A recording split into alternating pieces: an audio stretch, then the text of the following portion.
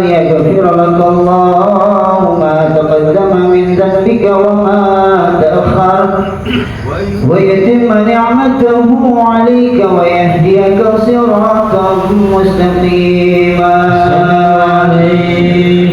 وينصرك الله نصرا عزيزا لقد جاءكم رسول من أنفسكم عزيز عليه ما عنتم حريص عليكم بالمؤمنين رؤوف رحيم فإن تولوا فقل حسبي الله لا إله إلا هو عليه توكلت وهو رب العرش العظيم إن الله وملائكته يصلون على النبي يا أيها الذين آمنوا صلوا عليه وسلموا تسليما اللهم صل وسلم وبارك عليه. بسم الله الرحمن الرحيم. الجنة ونعيمها سعد لمن يصلي ويسلم ويبارك عليه. بسم الله الرحمن الرحيم. أبتدئ الإملاء باسم الذات العلية مستدرا فيض البركات على ما أناله وأولاه وأثني بحمد موارده سائغة هنية منتفئا من الشكر الجميل مطاياه وأصلي وأسلم على النور الموصوف بالتقدم والأولية المنتقل في الأبرار الكريمة والجباه وأستمنح الله تعالى رضوانا يحث العطرة الطاهرة النبوية ويعم الصحابة والأتباع ومن والاه وأستجديه هداية لسلوك السبل الواضحة الجلية وحفظا من الغواية في خطط الخطاء وخطاه وأنشر من قصة المولد النبوي شريف برودا حسانا عبقرية دائما من النسب الشريف عندما تحل المسامع بحلاه وأستعين بحول الله تعالى وقوته القوية فإنه لا حول ولا قوة إلا بالله. عبد اللهم قدره الكريم بعرف شديد من صلاة وتسليم اللهم صل وسلم وبارك عليه. وبعد فأقول هو سيدنا محمد بن عبد الله بن عبد المطلب واسمه شيبة الحمد من الخصال السنية ابن هاشم واسمه عمر بن عبد مناف واسمه المغيرة الذي انتهى الارتقاء لعلياه ابن قصي واسمه مجمع سمي بقصي للتقاصي في بلاد قضاعة القصية إلى أن أعاده الله تعالى إلى الحرم المحترم فحما حماه ابن كلاب واسمه حكيم بن مرة بن كعب بن لؤي بن غالب بن فهر واسمه قريش وإليه تنسب البطون القرشية وما فوقه كناني كما جنى إليه كثير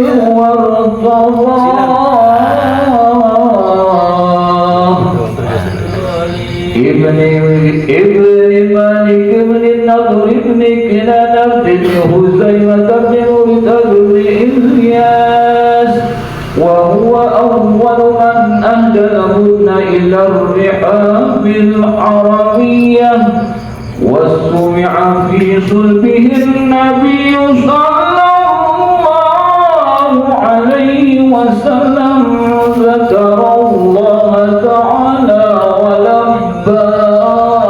ولباه ابن مضر بن الزهر بن وعد بن عدنان وهذا سلك النظر فرائده بلان سنة السنية وربه إلى الخليل إبراهيم أمسك عنه الشارع وعفاه وعدنان بلا ريب عند ذوي العلوم النسبية إلى النبي إسماعيل نسبته ومنتباه فعلم به عدد تعلقت كواكبه الذرية وكيف لو السيد الأكرم صلى الله عليه وسلم واسطته المنتقى أكبر اللهم قبره الكريم بعرف شديد من صلاة وتسليم اللهم صل وسلم وبارك عليه سلام عليك يا رسول سلام عليك يا حبيب سلام عليك صلوات عليك يا نبي سلام عليك يا رسول سلام عليك يا حبيب سلام عليك صلوات الله عليك الكون ابتهاجا بوجود المصطفى أحمد ولأهل الكون أنس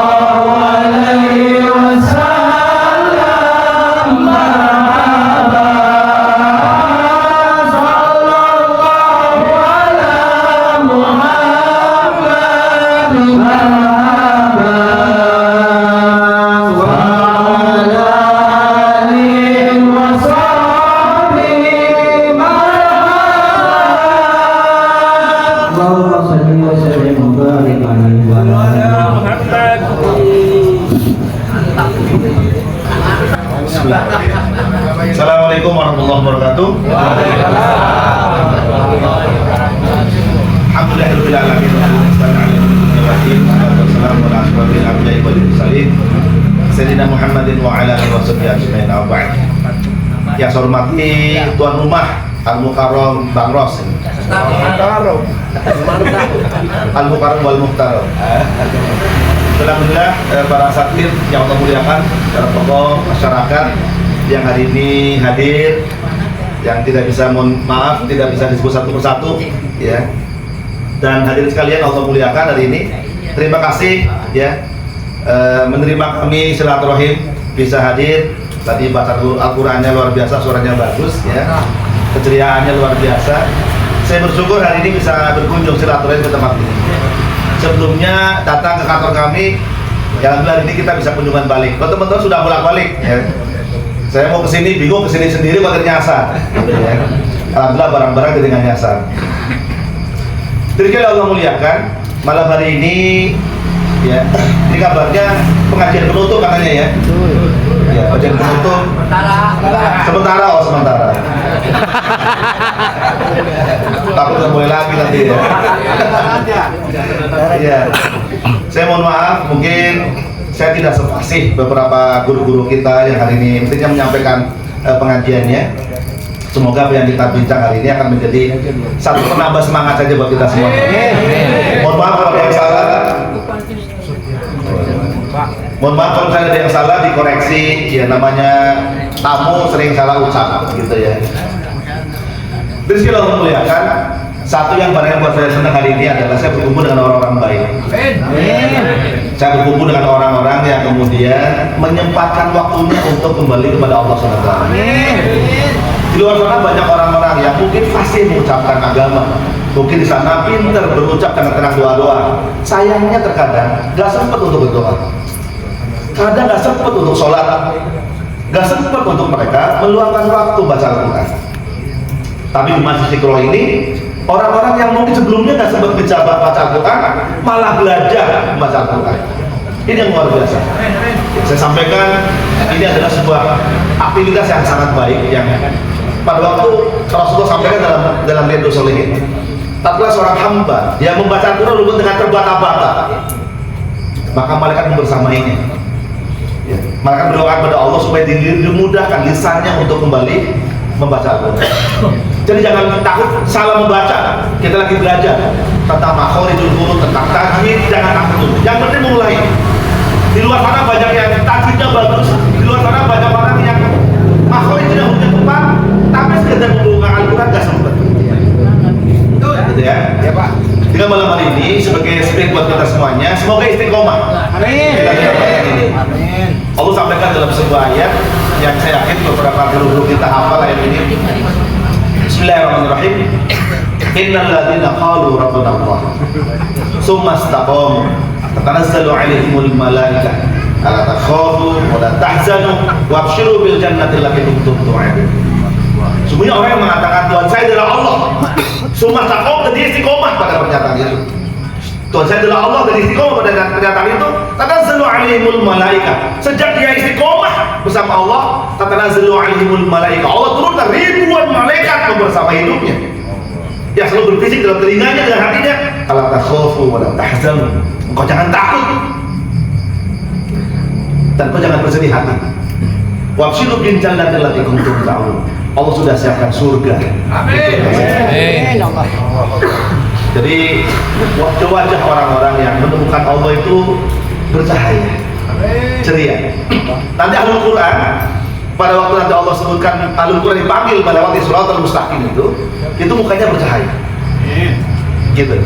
Bahkan salah satu orang-orang yang tidak senang dengan menghafal, kabarnya Bang Ros sudah 9 juz. 31. 31. Katanya targetnya nanti murojaah di Ramadan tanpa pegang Al-Quran. Maksudnya ada yang pegangin. Ini yang luar biasa buat kita. Nanti orang-orang akan menggunakan mahkota cahaya. Allah melihat, jadi Allah nggak akan bertanya pada malaikat siapakah mereka. Pada waktu mukanya bercahaya, bermahkotakan cahaya, maka dia adalah Al-Quran. Maka nanti orang-orang yang akan ke Baitullah, Allah sebut sebagai duyufullah, duyufur rahman, tamu Allah. Tapi orang yang menghafal Al-Quran, orang yang belajar Al-Quran, Allah sebut sebagai ahlullah, dia keluarganya Allah. Kalau tamu itu masih di luar rumah, betul nggak? Di luar rumah saya ketuk pintu, itu tamu, duyufullah, duyufur rahman. Jika dia datang pada Baitullah, mengatakan labbaik Allahumma labbaik, aku datang ya Allah. Kenapa? Karena dia duyufullah, tamu Allah, duyufur rahman. Tapi orang yang baca Al-Quran, belajar Al-Quran, Allah sebut bukan duyuf, tapi ahlullah, dia keluarganya Allah, sudah di dalam rumahnya Allah. Maka majlis Iqra, itulah majlisnya Allah SWT. Amin. Gitu ya. Dan ini yang luar biasa. Dan mungkin malam hari ini mungkin sudah akan disampaikan oleh teman-teman seperti apa kemuliaan Baitullah. Saya ingin sedikit menyampaikan sebuah generasi Allah siapkan sebagai generasi terbaik yang harapannya dengan cara ini salah satu yang akan kita gunakan untuk menciptakan ketakwaan pada diri kita. Salah satunya nanti insya Allah kita akan berangkat, Allah mudahkan datang semua ke Baitullah. Amin. Pada malam ini di waktu yang terbatas ini izinkan menyampaikan satu generasi Allah muliakan, satu generasi Allah sebut dalam surat Al-Maidah ayat ke-54. Ada yang pernah hafal ayat ini? Kalau nggak hafal. Saya bacakan, kalau Bang Ros langsung hafal. Langsung hafal. Kami malah susah menghentikan, terus hafal gitu ya. Khawatir beliau nanti malah terus mau sampai 1 juz. Saya izin saya bacakan. Bismillahirrahmanirrahim. Ya ayyuhalladzina amanu may yartadda minkum 'an dinihi fasawfa ya'ti Allahu biqaumin yuhibbuhum wa yuhibbunah adillatin 'alal mu'minin 'izzatin 'alal kafirin jahiduna fi sabilillah wa la yakhafuna lawmata la'im dzalika fadlullahi yu'tihi man yasha wallahu wasi'un 'alim. Ada yang akan menyampaikan terjemahnya? Bang Ros juga. Kalau orang baik itu semua tunjuk aja orang baik. Nanti di akhir tanya, siapa yang masuk sudah dulu? Bang Ros. Amin. Pas kita tunjuk kita, loh kenapa Bang Ros dulu? Kalau aku sampaikan dalam surat Al-Maidah, hai orang-orang yang beriman, mayang tadamikum antin. Hai orang yang beriman, siapa yang murtad dari agamanya? Murtad itu adalah orang-orang yang mulai berjarak dengan kebaikan, orang-orang yang sudah mulai tidak mendatangi panggilan Allah. Majlis-majlis kebaikan yang disebut di situ sebut Allah, disebut Rasulullah, kita nggak hadir. Disebut sebuah nasihat kebaikan, dia menjauh, nggak mau dengar. Ini tanda-tanda irtidad, orang-orang yang mau murtad dari agamanya. Dia nggak suka dengan kebaikan, dinasihati kayaknya panas. Dikasih tunjuk kebaikan nggak mau datang, ada masjid Al-Quran dia nggak mau hadir. Mayat tadamikum antihi, dia sudah mulai benci dengan kebaikan. Ya. Nah, Allah akan siapkan. Fasawfa ya'tilahu biqaumin. Suatu saat nanti Allah akan siapkan satu kaum yang akan menggantikan kaum yang tidak suka dengan kebaikan. Gitu ya. Tadi saya dibisikin sama Ustaz. Ustaz, dulu tempat ini tempat apa nih Ustaz? Mau sekarang jadi tempat ngaji. Di sini dulu tempat untuk ngadu ayam. Tapi luar biasa, hari ini dibacakan Al-Quran. Di sini tempat untuk kita belajar kebaikan. Artinya apa? Tempat ini sudah menjadi tempat yang Allah berkahi insyaallah. Amin. Maka Allah siapkan sebuah generasi pengganti. Semoga kita semua jadi generasi yang akan menggantikan ini. Orang-orang yang tidak suka dengan kebaikan, orang-orang yang tidak suka mendatangi panggilan Allah. Salah satunya adalah bagi mereka yang tidak bercita-cita tentang Baitullah, hati-hati. Itu bagian dari tanda-tanda yang tandai irtidah, orang-orang yang memurtad dari agamanya. Sekitar 3 bulan 4 bulan yang lalu saya berkunjung ke tempat Buya Yahya di Cirebon. Dia telepon, pas itu main lah, kita main ke sana ketemu Buya Yahya. Apa pesan beliau? Kata beliau, sefakir apapun Anda, kata beliau, semiskin apapun Anda, sefakir apapun Anda, jangan pernah hilang Baitullah dalam iman Anda. Bercita-citalah datang ke Baitullah. Kan di sana semua doa pasti Allah kabulkan. Semua dosa akan Allah hapuskan, dan kefakiran kita, kemiskinan kita akan Allah cabut. Allah ganti dengan keberkahan. Ada yang ingin ke sana? Ada. Halo, halo. Ada? Semuanya pengen. Pas kita tanya pengen, nengok kiri kanan. Berarti dia nggak pengen. Nah, dia gini nanti. Ciri-ciri orang yang akan Allah gantikan dengan orang yang murtad ini apa? Yang pertama, Allah katakan yuhibbuhum wa yuhibbuna. Allah mencintai mereka dan mereka mencintai Allah Subhanahu wa taala. Tahu biasanya kalau sudah cinta biasanya apa? Apapun dikasih. Nah, kalau sudah cinta, begitu kan. Di Cina dia belum pernah mencintai. Kata orang mencintai itu adalah kata kerja. Dicintai itu kata sifat. Tapi cinta bukan kata benda, tapi kata hati.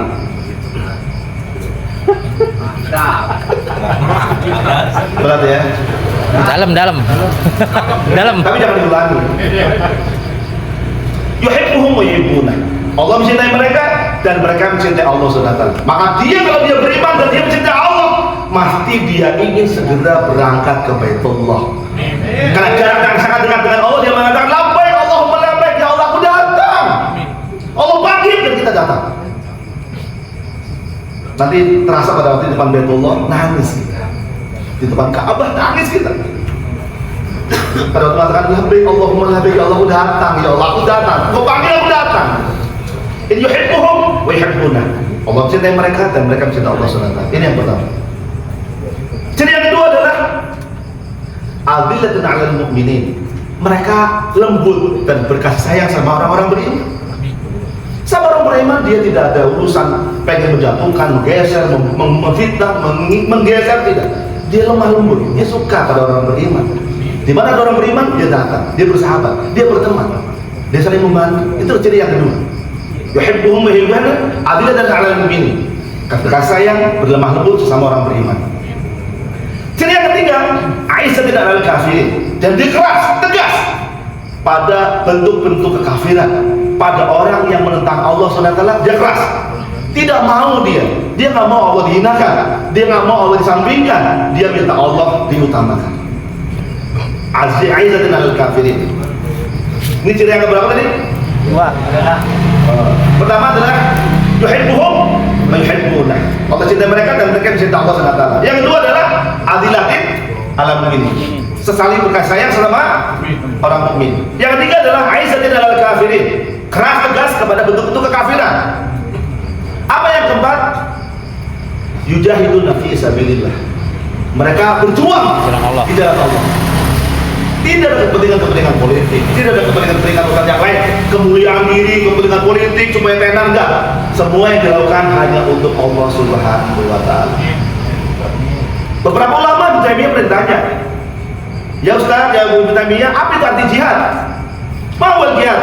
Ya Syekh, apa itu arti jihad? Dia mengatakan al-jihad wal qital faqduna suwa. Jihad itu arti utamanya cuma satu, perang, dan tidak ada arti yang lain. Perang artinya apa?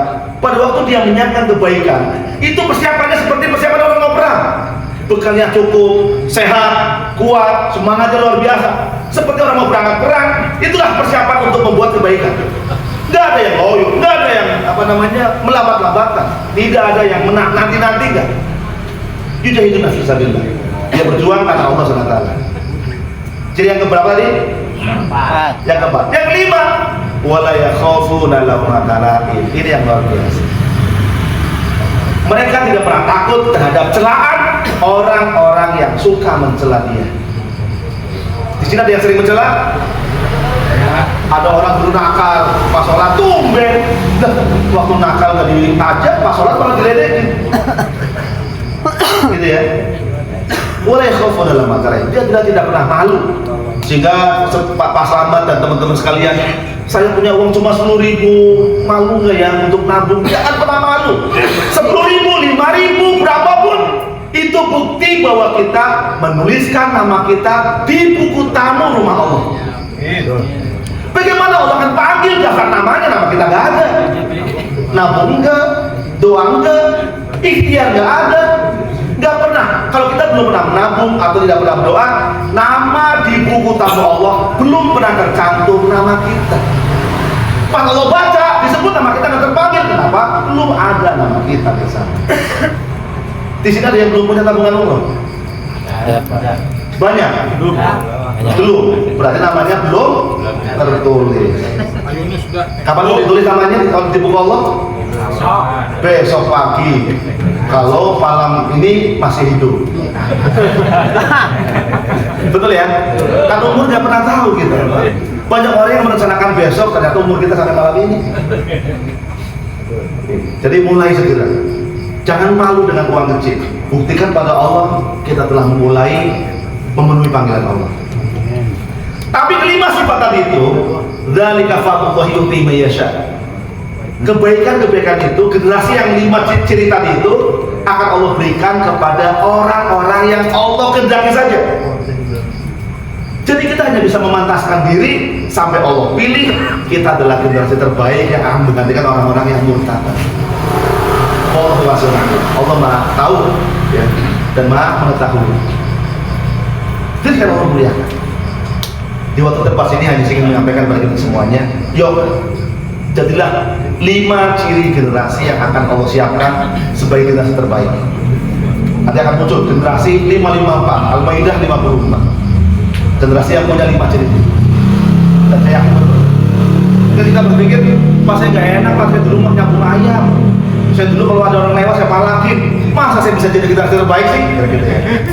Sebagai penutup saya sampaikan, orang yang pernah membenci Rasulullah, orang preman yang paling jahat zaman Rasulullah, orang yang pernah ngangkat pedang ngejar-ngejar Rasulullah, hari ini meninggalnya di samping makam Rasulullah. Siapakah mereka? Umar ibn Khattab radhiyallahu anhu. Jadi Rasulullah kan khiyarukum fil jahiliyah khiyarukum fil Islam. Siapa orangnya yang paling hebat di masa jahiliyahnya, biasanya dia akan jadi orang yang hebat di masa Islamnya. Jadi cara kita menutupi apa yang pernah terjadi di masa lalu kita, berbuatlah sebaik-baiknya. Salah satu cara yang terbaik adalah sempatkan waktu, siapkan tenaga, siapkan niat untuk kita bisa segera datang ke Baitullah. Terima kasih. Assalamualaikum warahmatullahi wabarakatuh.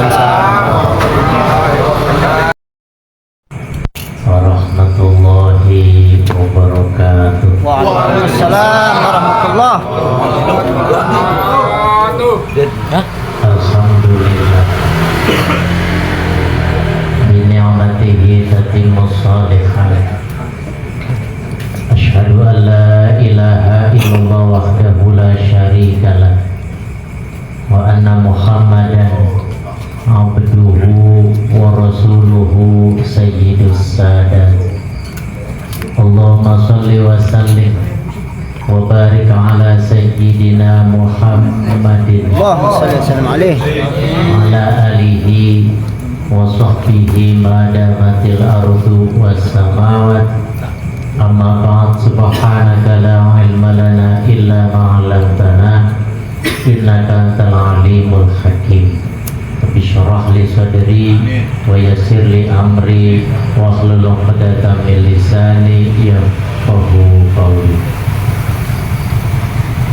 Sahibul bait yang sama kita hormati, kemudian para pengurus majelis Iqra dan Al-Quran, Abdul Sedulur, Buyuk, Rukun, para guru, para ustadz.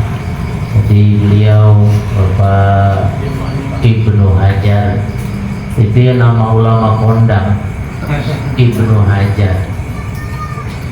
Ibnu Hajar itu ada 2 Ada Ibnu Hajar Al Asqalani itu yang nulis Bulughul Maram, yang nulis Fathul Bari, Syarah Sahih Bukhari.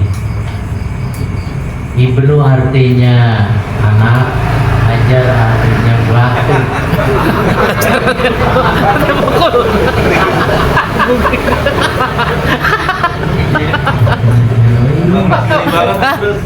Anak batu. Waspun dia tahu aja nggak?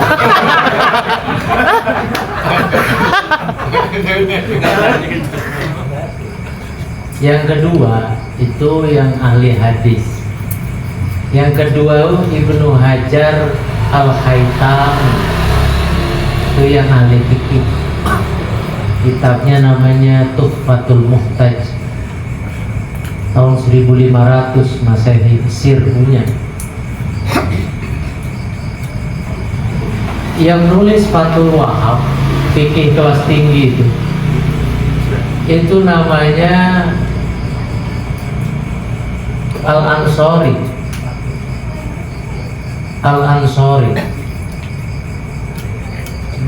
Al-Ansori itu dianggap ulama paling alim zaman itu. Punya guru namanya Ibnu Hajar Al Asqalani yang tadi, punya murid namanya Ibnu Hajar Al Haytami yang tadi. Jadi beliau tuh Al-Ansori ini kalau mau ngajar, kalau mau belajar, itu ya harus mutolaah dulu di rumah. Karena kudu ngadepin guru yang pinternya sampai kayak gitu, ntar ketemu murid ngadepin yang pinternya kagak kalah lagi. Puyeng dia. Ketika mukadimahnya mengatakan dukik tu bainal hajarain, saya benar-benar digencet sama dua batu ini.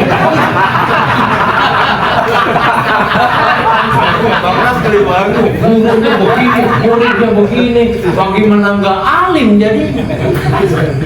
Gurunya pinternya minta, murid jeniusnya luar biasa, alim jadinya. Akhirnya nulislah kitab Fathul Wahab itu. Kalau kegencet juga tadi. Modok itu. Para guru Ustadz Irfan tadi, beliau nih Pak Ustadz yang baca maulid, luar biasa kita dengerinnya di sini, merdu sekali. Soalnya mau ngecen mah kedengeran nanti bang, mantap.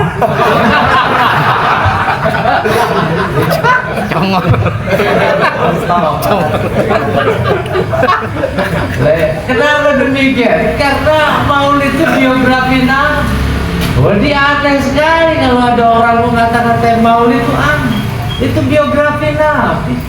Cuma dasarnya saja karena pakai bahasa Arab, entah yang baca ngerti, yang ngedengerin juga geleng-geleng kagak ngerti. Akhirnya disangka aneh. Padahal itu perjalanan Nabi. Seperti kita membaca biografi Soekarno umpamanya, ya enggak aneh, kenapa harus aneh?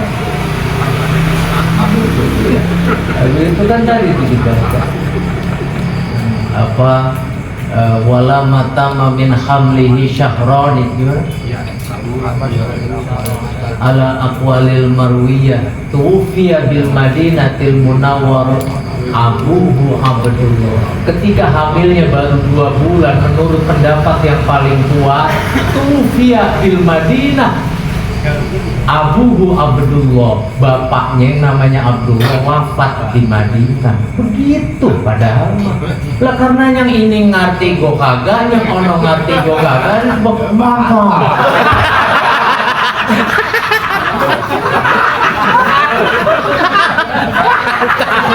Pokoknya bahaya ini memblebek.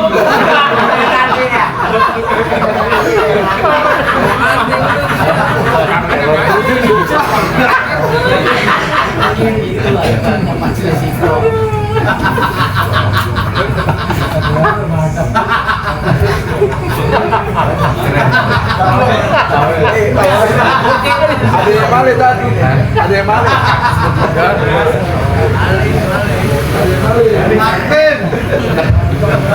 Jam 10 Bang. Baru mulai. Baru 3 menitan nih. Mantap.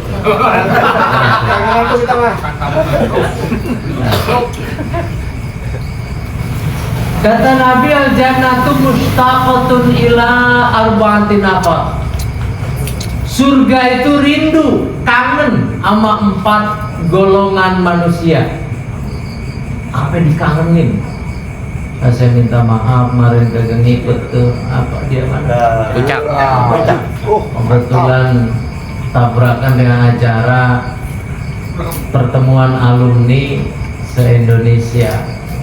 Jadi dari tahun 52 sampai 2002 hingga ada acara itu 5 tahun sekali. Kalau yang sono udah manggil, yang mana kok harus minggir. Kalau guru udah manggil gak bisa. Yang apa kok perlu dibatalin? Amplopnya gede kok.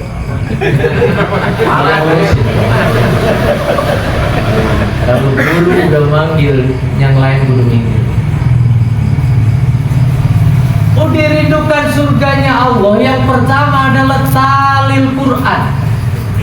Orang yang baca Quran. Maka Nabi bilangnya zayyinu buyutakum bisolah wa qiraatil Quran. Hiasi rumahmu dengan sholat.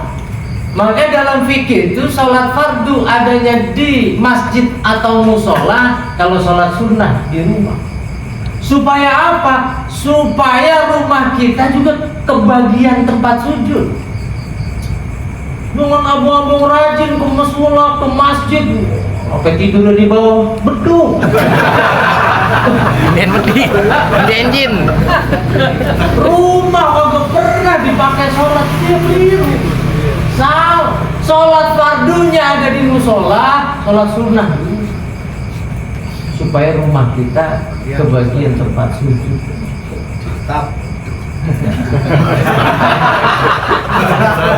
Wa qiraatil Quran, baca Quran. Kata Mbah Arwani Kudus, kalau pengen tuanya kagak gampang pikun, nah kalau habis sholat baca Quran bareng seayat, habis subuh Yasin, udah tutup lagi. Ya. Nama enter Ustaz aja tuh mah. Nama Ustaz tuh yang disebutin. Giliran zuhur satu lagi. Alif lam. Paling kagak 1 ayat. Habis sholat, kagak gampang pikun. Kata Mbah Arwani Kudus. Belajar dulu di Mbah Dalhar waktu Congol, Magelang. Silsilah ilmunya begitu. Dan Kiai Munawir Krapyak, Jogja. Lah kita bukan sekedar baca Quran aja di sini, tapi ternyata mempelajari ulumul Quran. Ilmu Quran kita baca, ngaji di sini. Di sini mah udah tua-tua Ustaz. Lah justru tua. Agak urut, tua apa nongkrong di Komsen.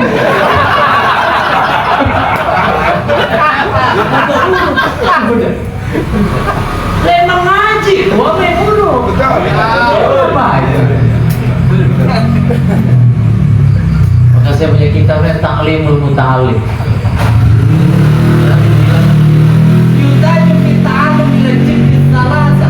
Kalau mau dalam proses belajar ini baik-baik saja, maka diperlukan 3 komitmen orang-orang ini. Yang pertama adalah al-mu'allim,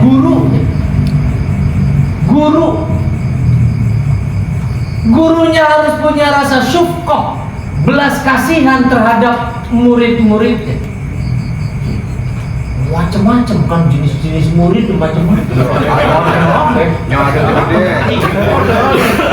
Macam-macam.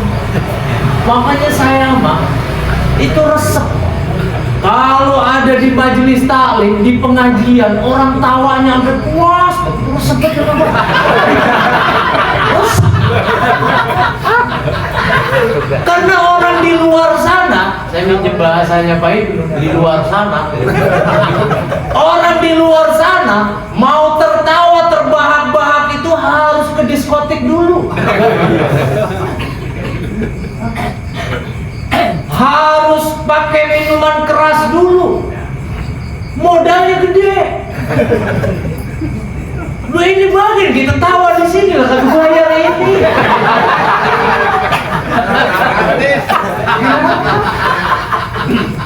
Lu orang bisa ibadah sama Allah kok senang, keren namanya. Mantap. Mengganggu kesenangan orang nggak boleh. Mantap Pak Usang. Mengganggu kesenangan orang, termasuk ustadz lagi ngerokok disuruh.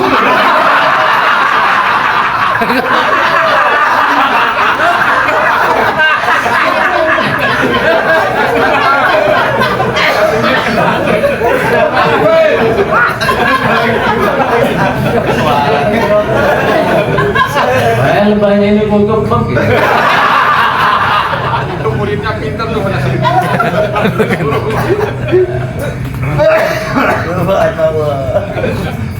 Guru di Pasuruan ada kiai namanya Kiai Hamid Pasuruan yang terkenal aulia. Punya murid itu tua-tua begini, 60, 70. Sama Kiai Hamid itu suruh ngapalin Quran. Ngapalin Quran. Pada protes itu jamaahnya, Mbah. Umur segini suruh ngapalin Quran sih paling dapat 4 ayat mati. Apa jawab Kiai Hamid? Bagus. Emang itu yang gue cari. Cepet mati. Oh begitu Mbak? Iya. Supaya lu kalau mati dalam rangka tolabul ilmi. Man salaka tariqan yaltamisu fi ilman sahalallahu tariqan ilal jannah. Orang kalau melangkahkan kakinya menuju majelis taklim, belajar dia, nah itu Allah mudahkan jalan menuju. Amin.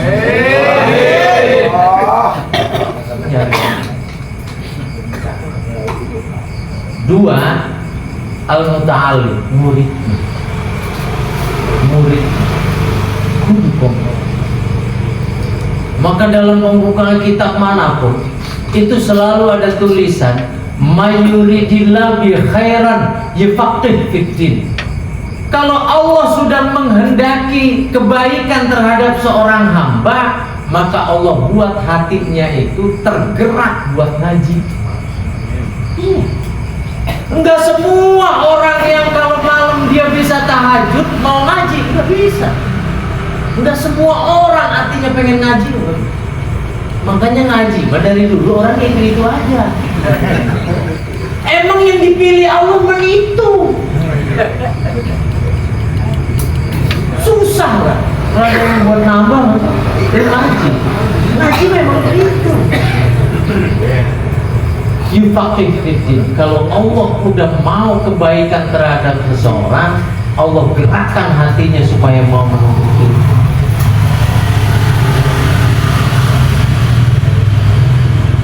Makanya tolabul ilm itu, menuntut ilmu itu justru afdolu min sittina rakaat. Dia lebih utama dibandingkan sholat sunnah 60 rakaat. Mencari ilmu. Kenapa begitu? Kalau ada guru, umpamanya beliau nih ngajarin Iqra, ngajarin apa, kemudian diamalkan, dipakai, terus dipakai buat sholat, buat ibadah, dia kebagian terus pahalanya, kebagian terus. Maka dalam kaidah fikih disebut al-muta'addi afdhal minallah. Amal yang punya implikasi sosial itu lebih utama daripada yang mandek begitu aja. Nah kalau sholat sunnah lu bakal dia doang. Nah kalau ngajarin ngaji, dia jadi bisa. Dia bisa ngajarin ke orang. Kebaikan lebih cepat tersebarnya. Ilmu Islam lebih mudah tersebarnya.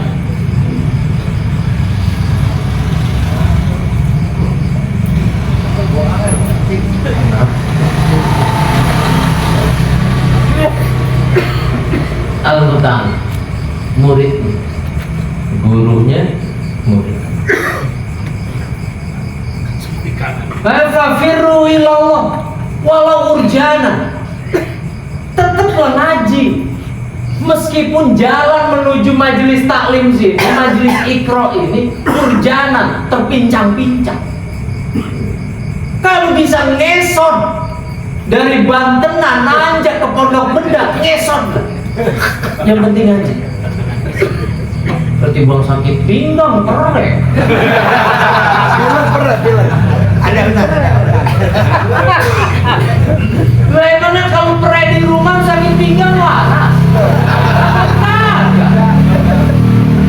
Demi pun ku datang ke sini ngaji, sakit pinggangnya tetap, ngajinya ada. Kemarin kemarin marah.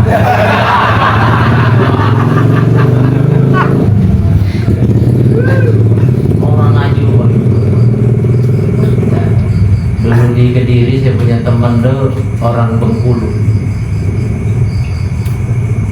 Kalau di pesantren saya itu emang umumnya anak kiai yang punya pesantren dititipin di sono karena khusus belajar kita. Itu ada anak Bengkulu ngeledek-ngeledek saya.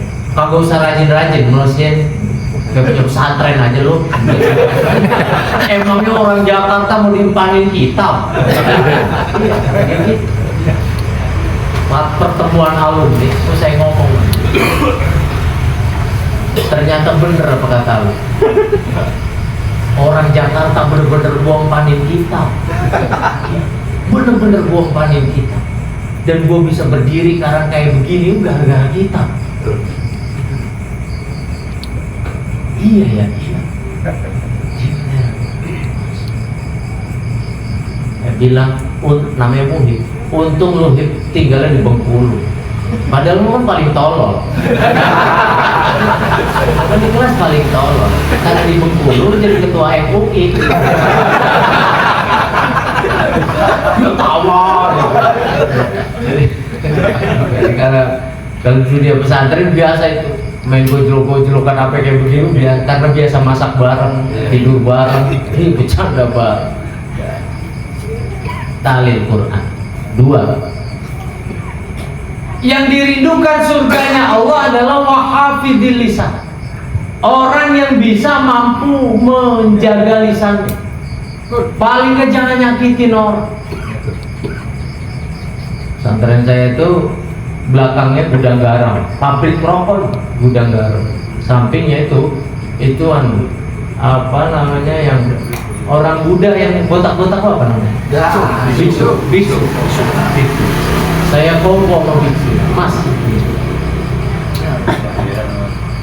Kalau sampai berantem sama orang, kata dia, terus orang itu kagak ngelawan, diem aja, berarti hidupmu dalam bahaya.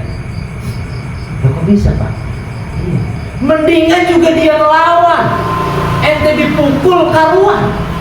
Kalau diem aja malah bahaya. Sebab apa? Hatinya ngegremeng. Baca doa.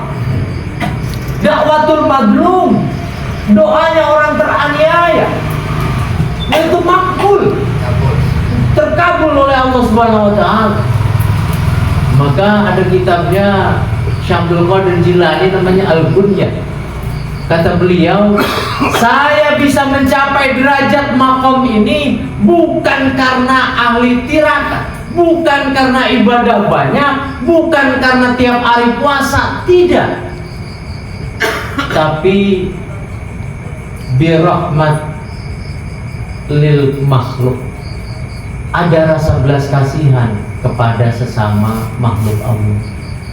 Kalau bisa jangan sampai begitu. Malah kita nonton film Wali Songo zaman dulu, zamannya Kalijaga pengen ngerebut tongkatnya Sunan Bonang, dijorokin Pak. Sunan Bonang dijorokin karena dalam penglihatan Kalijaga itu tongkat emas. Apa ketika didorong itu ke belakang, Sunan Bonang nangis.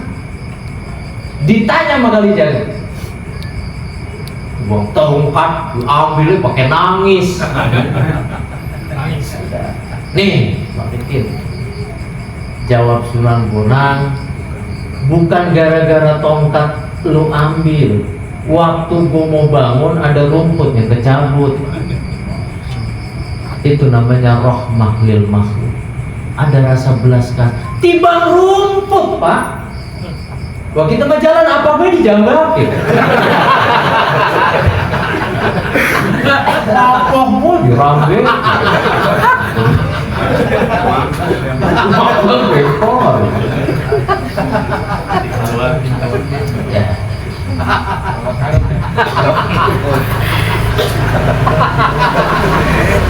Yang ketiga, yang dirindukan surganya Allah itu mut'aimil ji'an, orang yang mau berbagi, sedekah. Saya dulu pernah baca artikel tuh pepatah orang Tiongkok. Kata dia, kalau mau bahagia 1 jam tidur. Orang kalau tidur enak, Pak. Puyeng, waduh, nyalo, kan tembus-tembus nyalo. Yang tembus tamu mana banyak.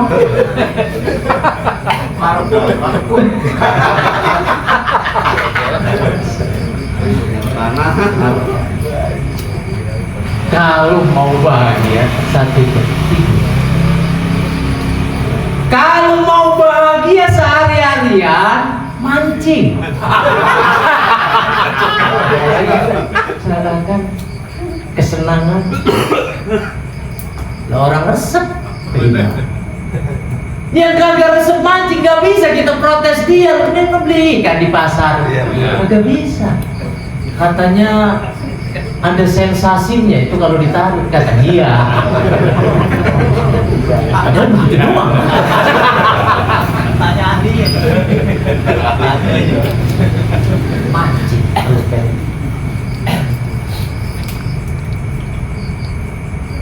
Kalau mau bahagia setahun, dapat warisan.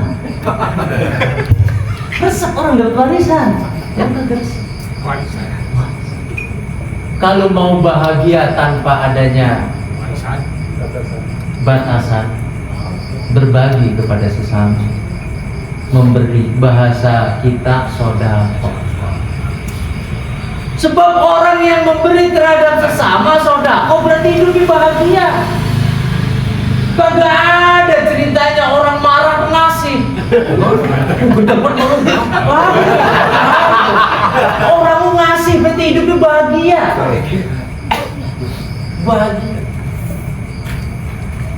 Orang kudu ada sedekahnya. Jangan kagak bisa. Hanya Ibnu Athaillah di Al-Hikam sampai ngomong, ilahi mangkanat mahasinuhu masawi afala yakunu masawihi masawi. Tuh ya Allah, manusia ini kebaikannya saja tetap saja akan menimbulkan jejak buruk. Lantas bagaimana dengan keburukannya? Orang baiknya aja itu ada jejak buruk yang ditinggalkan. Ada orang kaya suka nyantunin anak yatim, bagus nggak kira-kira itu, Pak? Bagus. Nyantuni anak yatim, bagus. Ketika nyantuni anak yatim, berarti anak yatimnya harus ada. Dan syarat bocah disebut yatim, bapaknya kudu mati. Oh iya. Kan bapaknya harus meninggal dulu, baru disebut. Artinya kebaikan kita menyantuni orang itu harus dengan jejak buruk kematian anak bocah itu, bapak.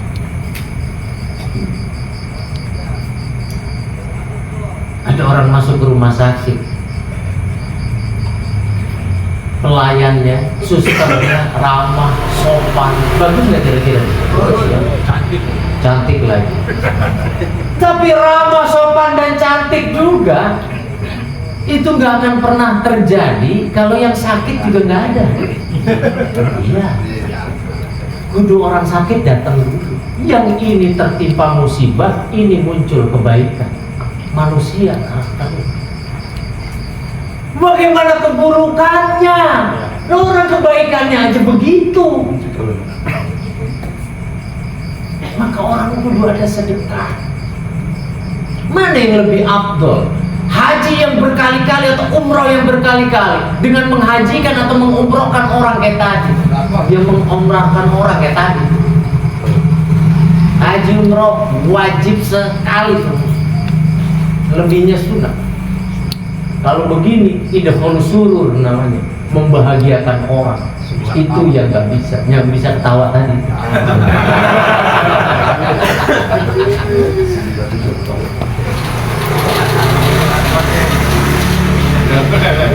Baru 15 menit baru Tat. Ajak lagi ya. Baru 15 menit ini. Tuh. Apa lagi olehnya?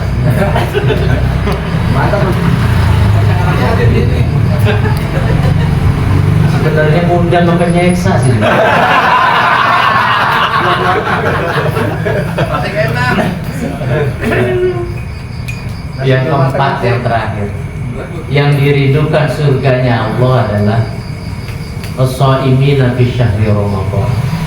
Orang yang puasa di bulan suci Ramadan.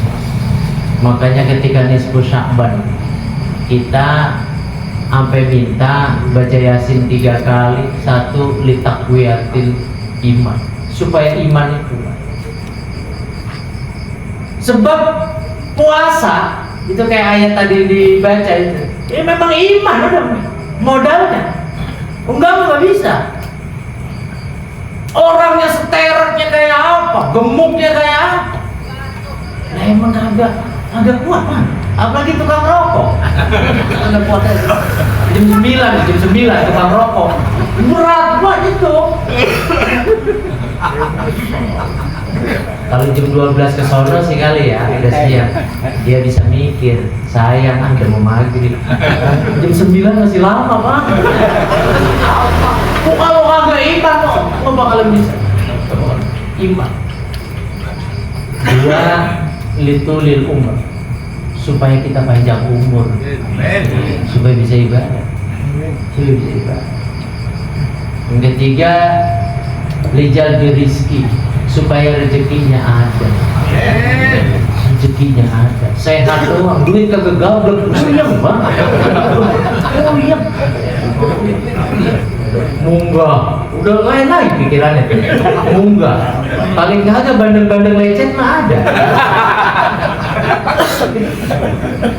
Entar mau lebaran, puyeng juga dia. Mikirin, anterin ke mertua, mikir juga dia. Kalau sampai ada orang ngomong, lebaran menyantai, itu mah menghibur diri aja. Kasih hidungnya udah.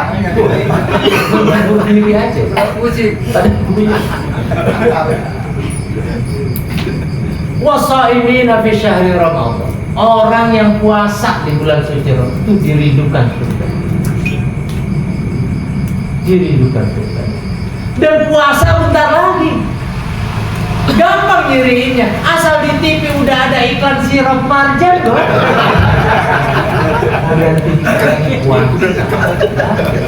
Emang dagangan setahun sekali. Oke, jangan dialu-aluin. Dagangan orang setahun sekali, kesian. Wasaimina fi syahri Ramadan. Saya karena ini tawakuf. Tawakuf dari kata wakfun, wakaf artinya berhenti.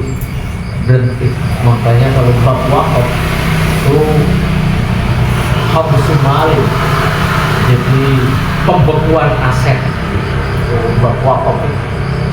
Kalau wakaf tajwid, ya wakaf ya berhenti. Tapi lanjut lagi, wakaf di situ. Dan terus saya baca. Tawakuf berhenti mentara. Terus ngaji mah jangan ada bosan. Terus jangan. Kita perlu bersyukur. Sama tahadusan binimat, terserah Bapak mau percaya atau enggak. Kalau saja saya disuruh berhenti ngajar, sekolah agak usah, ngaji begini kagak usah, ntar dijamin dikasih duit, digaji sama orang 100 juta sebulan. Saya kagak mau, Pak. Kagak mau. Yang masih kagak. Oh ini kata ada ini, terserah. Kagak mau. Sebab di dunia itu kagak lama. Duit mah berapa gua ambil. Angkatnya habis. Saya malah pernah ditawarin tuh duit sebagasi mobil, Pak. Iya. Ya pokoknya tokoh lah. Ambil aja Ustaz, dua ikat. Duitnya 2 ikat kayak rambutan. 2 ikat. Saya bilang, saya buat apaan, Bang? Lah kali Ustaz beli mobil nggak cukup. Enggak, saya pengen. Dan saya juga punya. Cuma paling kebutuhan saya ngopi, ngerokok, udah. Bikin apa? Bang, orang mah lamaan di kuburan daripada di dunia, bener. Lamaan di kuburan. Imam Syafi'i itu meninggal usia 51, udah meninggal. Pak Ibnu berapa? 51 sekarang. 51. Enggak masalah. Mau nyaman. Imam Syafi'i 51. Meninggal kalau Masehi itu 820. 820 Masehi. Sekarang 2025. Berapa tahun? 2025 dikurangi 800. Berapa? 1200. Imam Syafi'i 1200 tahun di kuburan. Di dunia kan 50 tahun. Jauh, Pak. Jauh.